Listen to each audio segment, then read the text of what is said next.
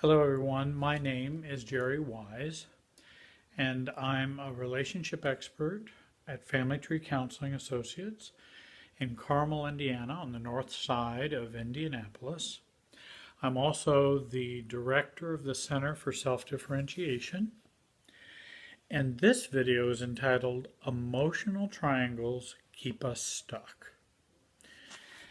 Many people don't realize that a lot of their internal struggles and reactivity may in fact have to do with emotional stuckness and fusion with other relationships, relationships in their present and relationships in their past.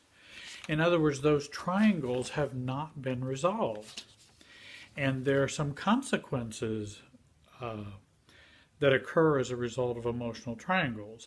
That was another title I was going to consider, the consequences of emotional triangles. And so I wanted to talk about how emotional triangles create and perpetuate reactivity within us.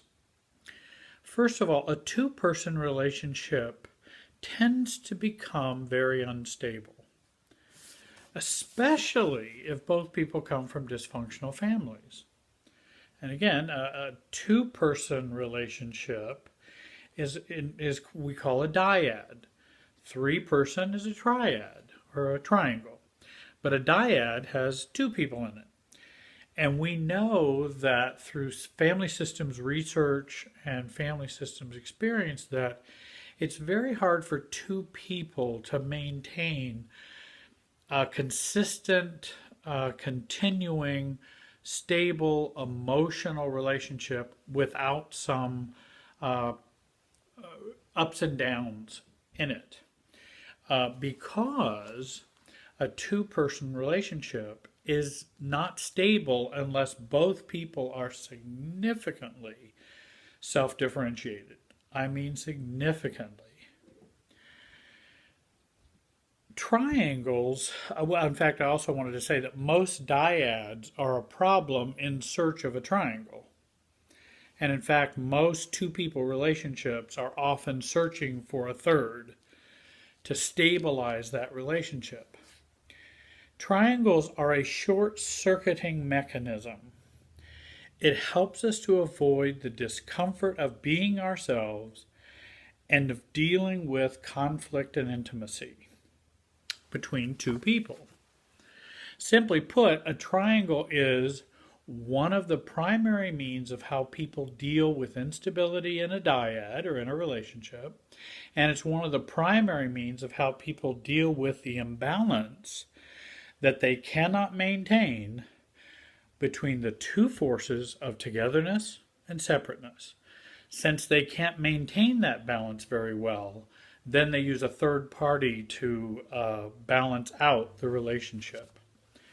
And of course, on the one hand, triangles are always paradoxical. On the one hand, there's some benefits to triangles. On the other hand, there are some downsides to triangles. I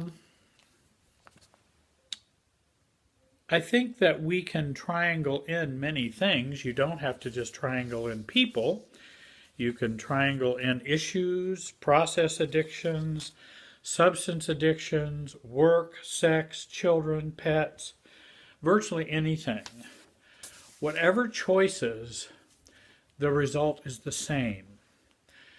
It's a pseudo way, a false way of reducing conflict, fear, anxiety, and fear of intimacy in a primary relationship. Also, we triangle in other people and other things because we have unresolved triangles in our own family of origin, which may be past and present. Let me talk just a little bit about Jack and Jenny. And I've got a whiteboard here, but let me talk about Jack and Jenny and then I'll get the whiteboard and describe something for you.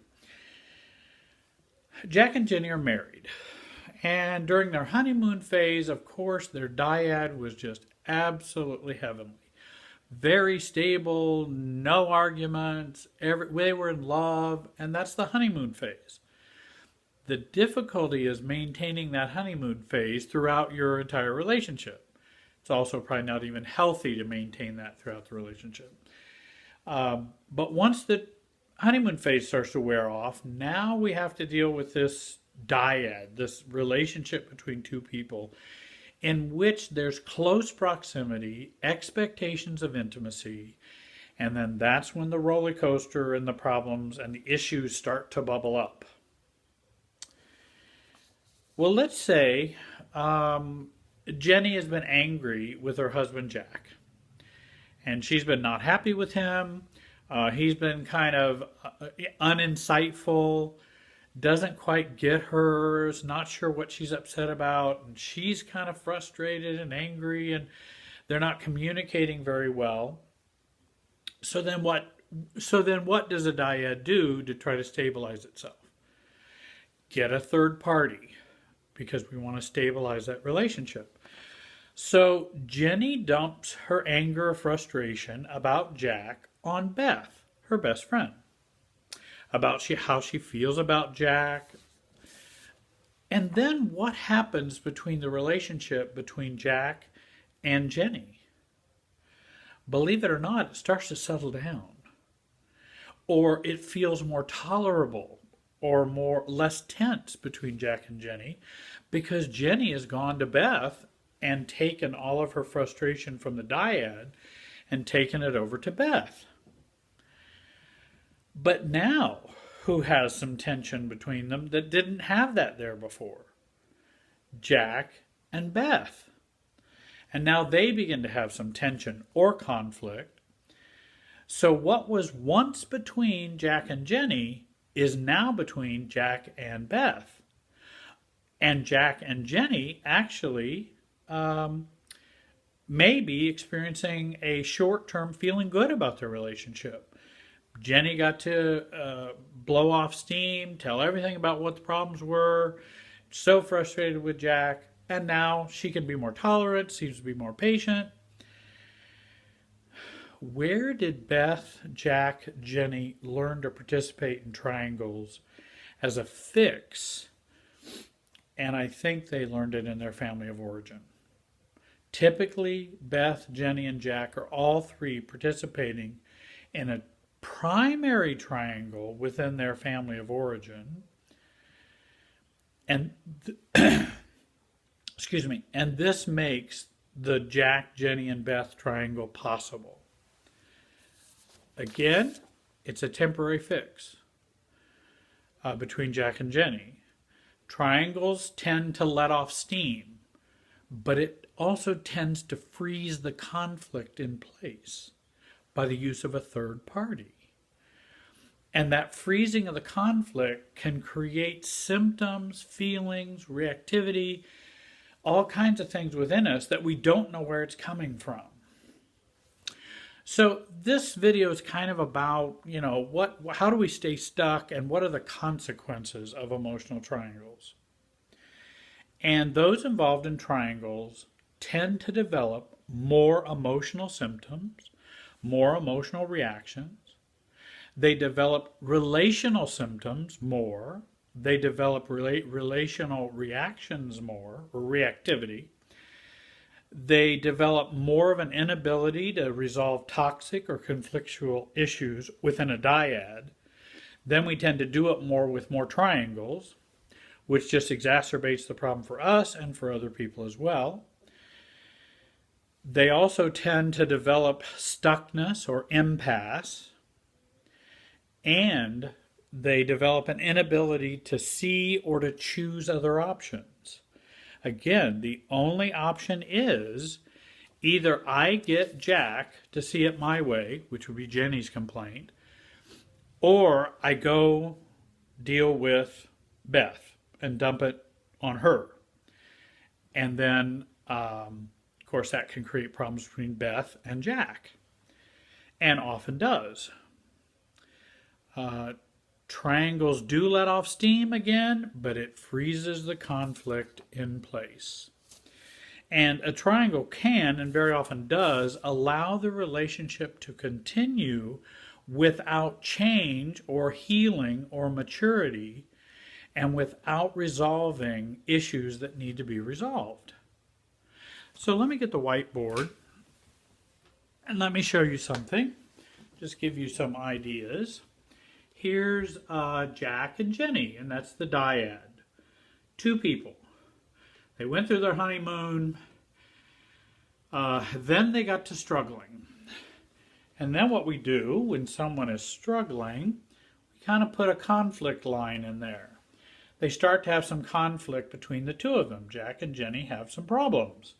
And they're not getting along. They're not agreeing. They can't come to some mutual acceptance of each other or a negotiated peace, or it's just not working. So then what happens is Beth, and by the way, Jenny's the one who's more upset in this situation, could have just as easily be Jack. And so what happens is Jenny then triangles in, though that's not a very straight line. Let me try the straighter line. Triangles in Beth. Now, their relationship is a lot calmer. And then if we draw in Beth to the triangle, what happens to this leg of the triangle? It becomes more conflictual. Now, Jack's not as happy with Beth. Jenny goes back to Jack and says, well, Beth said da-da-da. Or I think, Beth thinks that da-da-da. Now we have a triangle. Now Jack and Beth are going to be at odds. But what the triangle does is tend to smooth out this line a little more. Unless Jenny's going to start bringing up Beth to Jack, that's going to cause some real struggles. Now, I've talked to a lot of people, and let's say a wife, and we'll say Jenny, and again, we could just as easily say Jack. A wife's unhappy with her marriage. Maybe she's even thinking about divorce or wanting to leave. And so where do we tend to turn for that advice? Friends, close friends of ours. And so Jenny turns to, again, we have this conflict between Jack and Jenny. And then she turns to Beth. And now what I find so often is, and here's where the struggle can be, is that we can add another triangle. This is Beth's ex. Her ex-husband that she was unhappy with. They divorced. And so there was conflict between the two of them. And so now we have an interlocking triangle. And how much of this triangle is going to affect this triangle? Well, quite a bit, because this was not resolved well. Or maybe Beth didn't leave the relationship. She's just still unhappy with, let's say, Ed. She's just still unhappy with him and can't figure it out. So then she commiserates with Jenny, and they both go, oh, yes, these men, we just can't figure this out. Nothing we can do. So this becomes closer. But again, the conflict is here. Little smoother there, as long as Jenny doesn't talk about Beth. But we have interlocking triangles. We can also add triangles, in fact, that can go up here, that can be family of origin triangles. Let's say goes and talks to her mother. Jenny goes and talks to her mother, who is divorced and hates men. Well, now we have a calm line, a calm line there, but a conflictual line there. Because now Mom's saying, well, Jack's just like your dad. And he was da-da-da-da-da-da-da-da. And so that's why I always caution people about who they triangle into their problems. I think it's very important that we really consider who we're going to triangle in. I tend to believe that friends, the Beths of the world, or family, the moms of the world, or dads or whoever, I tend to believe they are best helped by being supportive but not taking sides. But Beth has to because she's got her own triangle that she hasn't resolved. So she's going to tend to take a side. And so that's why I advise people to see a coach, a therapist, someone who is not going to take a side to help you resolve these problems. Also, hopefully, the therapist will take Jenny and Jack back to this original conflict and help them to resolve it between each other and not include other people into the mix. And by the way, this down here could also be an affair. We can triangle in affairs. And again, that's because we can't deal with the intimacy, the struggles, the conflict, the issues in this relationship. We're not mature enough to do that. And when we tend to be immature in that way, we then triangle in other folks into our relationships. So I wanted to kind of talk about that just a little bit, and also talk about what happens is all of these people, even Mom, Beth, her ex, Jack, Jenny, all of these people are now affected emotionally by these triangles. They're not neutral. They are at work inside us. We carry these triangles around with us. They're a hot potato that we carry, and that's where we get stuck areas. That's where we get, well, let's say Jack has a co-worker who comes to him who's having marital problems. Do you think all these triangles are going to affect Jack's advice to that co-worker? Oh, yeah. It's going to affect his reactivity, his objectivity. And again, the more triangles that we have, the more we are in a triangle, our objectivity tends to go down, not up. And we need as much objectivity as we can to resolve these problems. That's where we need some help of a professional. Well, I hope this talk has been of some help to you. If you would like more help, or please contact me. My information is on the screen. I hope you'll join our YouTube channel, Family Tree Counseling YouTube channel. Please share these videos with your social media. And again, my contact information is on the screen. I'm very easy to work with, both in the office and via Skype or FaceTime. And if you're looking for real help, give me a call. I want to thank you very much for listening today, and have a great day.